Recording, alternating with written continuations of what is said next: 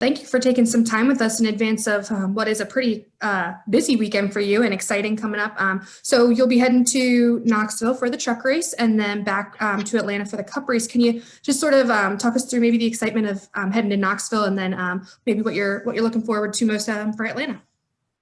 Yeah, definitely excited to get to Knoxville. The sprint car capital of the world. So excited to go there. I'm really excited to see kind of how Knoxville races in the truck series. I think it's going to be a really good layout for the trucks and just kind of how the stock cars react on dirt. I think that'll be a really good track. I think, Eldora is almost the perfect track for those, but if the track is prepped right, Knoxville could be something that we haven't seen in a long time on dirt in a stock car with a big cushion, things like that. So I'm excited to get there. Anytime I can go run on the dirt, it's always a good time. And it's fun to go run with the Roper guys. They're a small group, a really small team out of Texas and just a really fun group of guys to go race with. So excited to get over there and hopefully give them a really good run. And then obviously head back to Atlanta and see how we do. That's going to be the first time we went back to the track for the second time somewhere this year. So trying to just use that to our advantage and try to capitalize on that. Awesome. We're going to take some questions here from the media for Chase. If you have one, please raise your hand or feel free to send me a chat. And we're going to kick things off with Bob Pockers. Go ahead, Bob. Yeah, Chase, do you have to do anything different preparation wise, or will you, since you have a crew chief, since your crew chief's out for Atlanta and using your engineer as a crew chief? No, I don't think so. I don't think the preparation really, at least from my side, doesn't really change anything. I know from their side, it'll probably change a little bit just from a communication standpoint. But, I've been in this situation quite a bit, with Boswell last year and Zippy being on the box, and happened in the truck series when we had a tire come off. So I've ran without my crew chief quite a bit. And it seems like I've always had a lot of success when that happens for whatever reason. So, yeah, I feel like with today's kind of technology and the things that we have back at the shop to be able to communicate to the racetrack, it's really not as big of a deal as it used to be, especially with no practice. When you had practice, it would definitely make a little bit of things more challenging. But just showing up and doing the race, I don't think it's necessarily it doesn't hurt your performance. I feel like it could if you had practice and all these things. And the Stuart Haas posted a photo of you after the race on Sunday. I think it looked like maybe you had poured water over your head. I don't know, but I mean, you look totally spent. I mean, were you that? I mean, were you that spent? And I mean, have you seen it? And you're like, and what's been your reaction to that photo? Yeah, I was kind of bummed they posted it. It's obviously not the greatest pick in the world, but yeah, I'd poured water on my head. Honestly, I wasn't that bad after the race. I felt like I could have, kept going. The biggest thing was just the heat. None of my cooling stuff really worked that race for whatever reason. My cool shirt didn't, and my helmet blower didn't either. So I just turned it off for the last 30, 40 laps. And it was definitely hot inside the car. But, from a physical side, I didn't feel like I was giving up anything. So, yeah, I just poured water all over my head. It was obviously a hot day in Wisconsin, and it's going to be the same this weekend in Atlanta. So just trying to be as well prepared as I can be from a hydration standpoint, especially with running 2 races. Thank you. Yeah, thank you. All right, we'll take our next one from Claire Beeline. Go ahead, Claire. Thank you. What's the benefit of running both races? Like, why? Just for you like it, you enjoy it. It's obviously a way different track, right? What was the decision process in doing that? Yeah, I grew up dirt racing. So for me, anytime I can go back and run dirt, I want to do it. It's something I really enjoy doing. It's a passion of mine. So for me, I want to be able to go and run the dirt races that NASCAR has and just, I guess give my support of it because I think it's something great for the sport. I think it's something that we need in NASCAR is to have that gap in between the dirt stuff in the NASCAR world. So for me, that's something, as long as I can always do it, I'm going to go run every dirt race I can that's in NASCAR. And, outside of that, I just think you're a better race car driver whenever you're racing. So even last weekend, going and running the sprint car on Thursday night and then running Road America, I felt like it just made me sharper. Even though the cars are totally different and the discipline's different, you're always learning as a race car driver. So for me, just being able to race as much as I can, especially with how we don't have practice anymore, just getting any seat time is better than sitting at home, in my opinion. So, it's kind of the thought process of going to Knoxville. And like I said, I really enjoy dirt racing and especially in the truck stuff. It's a lot of fun. So go over there and see if we can give the Roper guys a good run. And why does NASCAR need that? I mean, I'd like to hear it from you. Like, why is that so important? How does it help? To me, at least in the Cup Series, for example, the Cup Series guys are considered the best, in the U.S. or wherever you want to say. And if they are the best, I want to see them challenged at every discipline. We have a short track, we have a road course, we have a super speedway, we have a mile and a half, and we didn't have a dirt track for the longest time. And growing up as a driver, you're typically either a short track racer, you're a road course guy, or a dirt guy. And in the past, the dirt guys haven't been able to go to their discipline and let other people try it. Instead, we've always been going into other people's disciplines. So I just think it's important to have that dirt race, or at least one, just for that reason. And then outside of that, I think it's just really good for the sport, especially over these last couple of years with, Larson running as many sprint car races as he has, and other guys going and doing that. I feel like you've seen more sprint car people that, in the past wouldn't really watch NASCAR, but now they do because they have people to cheer for and root for on the NASCAR side. And, same with NASCAR people that probably would have never watched a sprint car race. Now they can watch guys that they watch on Sunday go race sprint cars at the local track or whatever. And it gives them a reason to go that they probably wouldn't have gone if it wasn't for that. So I just think it's a really good crossover for, our sport and sprint car racing or dirt track racing in general. The more fans that we can get, the better, I think, for all involved. Appreciate that. Thank you. Have a great weekend. Yeah, thank you, Claire. All right, we'll take our next one from Woody Kane. Go ahead, Woody. Hey, Chase, appreciate your time. Jump ahead for me a week, if you will. I think it's going to be your first time in a Cup car at New Hampshire. I know you got at least a couple of Xfinity starts there, but just your thoughts on that, and why is that track so challenging to get a hold of? Yeah, I'm probably not the best guy to ask. I've only been there twice, once in the truck and once in the Xfinity car. And, it's definitely, I wouldn't say my favorite racetrack, but I don't have a lot of experience there either. So I don't really know what to expect going into that weekend. That's one that I would obviously love to have some practice at just to get more laps, just because it's been over 2 years since I've even raced there. So I'm sure that'll be a little bit of a challenge, but I am excited that that's a 750 race. It's one of the low downforce races. And I feel like as a company, that's kind of where we're better right now. And as a driver, I just enjoy going and running the low downforce, high horsepower stuff more. It reminds me a lot more of the Xfinity car, and just is easier for me to kind of translate over from the last couple of years. So yeah, New Hampshire, I think, is always tough just because from a balance standpoint, you got to be free enough to roll through the corner, but you can't be too loose in, at least from what little experience I have there. So it'll definitely be a challenge going up there, and one I'm really looking forward to. Thank you. Yeah, thank you. All right, we'll take our next one from Dustin Long. Go ahead, Dustin. Thank you. Chase, we often hear drivers talk about how hard they work inside the car, especially at a place like Atlanta. So can you take me in the car? Because I can't relate to what you guys go through. Maybe some of the fans can't, in the sense of, obviously, you've got the heat, you've got the tires wearing out, just kind of how things change from lap to lap. How are you challenged as a driver at Atlanta Motor Speedway? Yeah, I would say, Atlanta is probably, to me at least, the hardest place to just go around by yourself.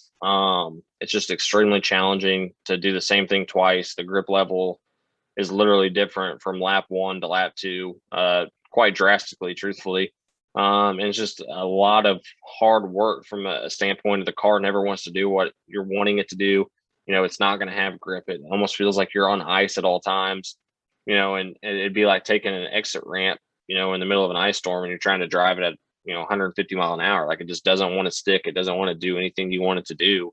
And it just wants to slide you right off of it. And it's the same at Atlanta. So, it's definitely, bittersweet that we're not going to have that anymore. It's a great racetrack from a driver's standpoint, because it is so challenging. And as a driver, when you go to Atlanta, you feel like you can make a difference, where at some of these places we go, you're kind of stuck at what your car is, where at Atlanta, you can normally pick off a couple more spots if your car's off, just by being able to kind of hang it out and find speed. So it's a really challenging place. Obviously in the heat, it's even tougher, just a lot less grip. And, from a physical side, I would say from all the ovals, it's for sure probably the hardest, just because you are constantly working the wheel. It's back and forth. You're counter steering almost more than you're turning left there. So it's just a lot of work from the steering side of things, and also the pedals, just how much you're on the gas, out of the gas, on the brake. It's just unlike any other mile and a half we have. And obviously, going forward, it's going to be like unlike any other mile and a half we have, but on a totally different spectrum. So it'll definitely be, like I said, a bittersweet weekend, knowing that we're not going to have that anymore. But, I think fans and drivers alike are really going to appreciate this weekend, just, knowing that this is going to be the last time we're going to be able to slip and slide around at Atlanta like we have in the past. You referenced the kind of the sensation of driving like on ice, and obviously, you don't have as much control. How often in an Atlanta race do you feel like you're about to crash, or is that every lap, or how much does that? How many times does your breath get taken away in that situation? Yeah, I mean, it really just depends on your car, but I mean, I feel like even, I've been there in Xfinity where I'm leading the race by quite a bit. You're still on the verge of crashing, it seems like, at any point. You're just always out of control there, especially off of 2 and into 3. I mean, it's just all over the place. It's really, really challenging. And, even with the high downforce stuff, it's unlike anywhere else we go with the high downforce, because you are still slipping and sliding around. And that just shows how, abrasive that racetrack is and how little grip it actually has. So, yeah, it's very circumstantial, I feel like, to your car. If your car is handling really bad, I mean, it's every corner, literally the whole time you're going around there, except for the straightaway, it feels like you can crash. But even when you're really, really good there, I feel like, the guys leading the race, even Larson earlier this year, I'm sure he was still having to work hard, even though he was 15 seconds ahead. And that's the fun thing about going to Atlanta. And one last thing is, you talk about the car racing, wanting to do that as much as possible. We saw where Larson's entered in the Knoxville Nationals. Is that something that you would look at doing, or is that something that's on your radar, or have you already entered for Knoxville? Yeah, truthfully, I didn't grow up really wing racing. I bet I have less than 20 wing starts, and I know going to Knoxville, I would be out to lunch. Those guys are just so good at what they do. And for me, I don't really have any desire to go run big half mile stuff. For me, I just enjoy doing the little bull ring stuff, the real tight tracks. The half mile stuff is it's just a different type of racing for me in this front car. So I enjoy the little bull ring stuff. I would love to do more of that, but yeah, I won't enter the Nationals. It would be something I would love to do at some point in my career. But, truthfully, with only having 20 starts on a wing sprint car, I don't feel like I would be doing myself any justice going there and trying to run. And even if I found a team, I just feel like I wouldn't be as best prepared as I could be if I showed up and, I hadn't raced a wing sprint car for 3 years till last week, and you just can't show up to that race without being on top of your game. So maybe one year like I said, I'd love to run it, but it definitely won't be this year. Thank you. Yeah, thank you. All right, we'll take our next one from Kyle Dalton. Go ahead, Kyle. Hey, Chase, can you talk about the panic at the Briscoe deck lid for the weekend's truck series, how it came about, and just about how NASCAR, that's really unlike any other sport. Drivers can connect with the fans. Yes, for sure. A lot of people probably don't even know what we're talking about, but yeah, I've been on Reddit now for, I don't know, probably 2 or 3 years, and always been on the NASCAR Reddit. And I was on there and I would just read stuff forever and just read, about the rumors coming out, or, what's going on in the sport, what the fans' take is. And I finally decided just to make an account and just start interacting all the time. I'm on Reddit probably more than any other app, I would say, especially from just a fan side of things, communicating. I'm in the most random things on the NASCAR Reddit, just commenting a lot of the time. And the moderators over there this weekend at Knoxville, I guess I should back up a little bit. My Knoxville truck's sponsored by Circle B Diecast, and you could, spend money to get your name on the truck. And I guess the moderators at the NASCAR Reddit wanted to put on there something about being, from the NASCAR Reddit page, and NASCAR Chasm had put something way back when, probably a year and a half ago, 2 years ago, like a fake concert poster with all the drivers' names, and instead of Panic at the Disco, he'd put Panic at the Briscoe. So the Reddit people thought it was pretty funny, and decided that they were going to put that on my truck this week. So it caught me off guard. They told me they were going to do something on there. I just figured they would say, your friends from NASCAR on Reddit, or something along those lines. And I saw that on there, and it was bigger than everything else. So it's pretty funny to have them on there. And there's a lot of people that are on the subreddit that have paid to have their name on the car or on the truck. So hopefully I can give all of them a really good run this week in Knoxville, and it'd be cool to get it in victory lane for sure. All right, we're going to take our next question from, Kyle, did you have a follow-up? Nope, just thank you. Okay. Yeah, We'll thank take our you. next question from Kelly Crandall. Go ahead, Kelly. Thanks, Marissa. Hey, Chase. Rodney was saying yesterday that the cars at Stewart Haas were obviously off in the beginning of the year. You guys went in one direction. And in talking about Atlanta, they're of course going to be different this time around. So I was just curious, are you looking forward to maybe just seeing or using Atlanta, I guess, as a test of whether or not you guys are going in a better direction compared to what you had there in the spring? Yeah, I think it's definitely a good reference point, to be able to now go back to the track for the second time and see if we've improved in areas that we kind of struggled with the first time. And, I would say that we for sure made gains from where we were at the beginning of the year, but until you go back, you don't really know. So, for us, at least on the 14 team, I felt like Atlanta was probably our worst race of the year from a balance and just a speed standpoint. So I'm very anxious to kind of see how we stack up this week. We're going to have a lot better track position from a starting position standpoint than we've really ever had this year. So trying to just capitalize on that.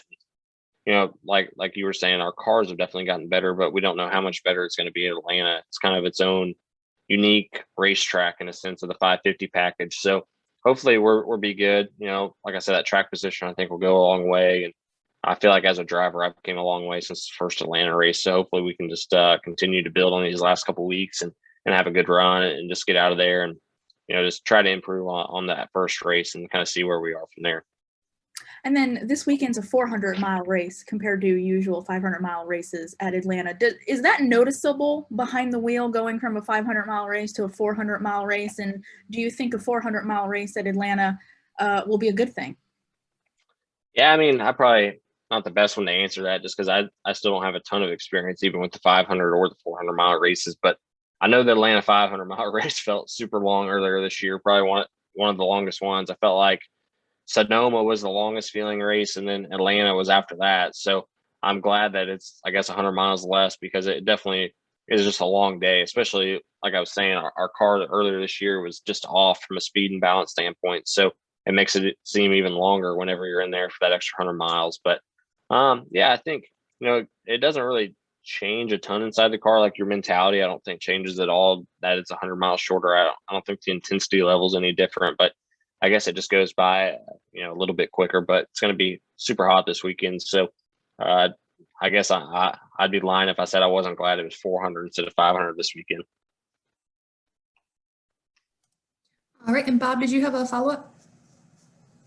Yes. Go ahead. Wondering what did you think of the announcement of Atlanta repaving, increasing the banking and narrowing the width of the track? Yeah, I would say that it caught me off guard. I didn't, necessarily see that one coming.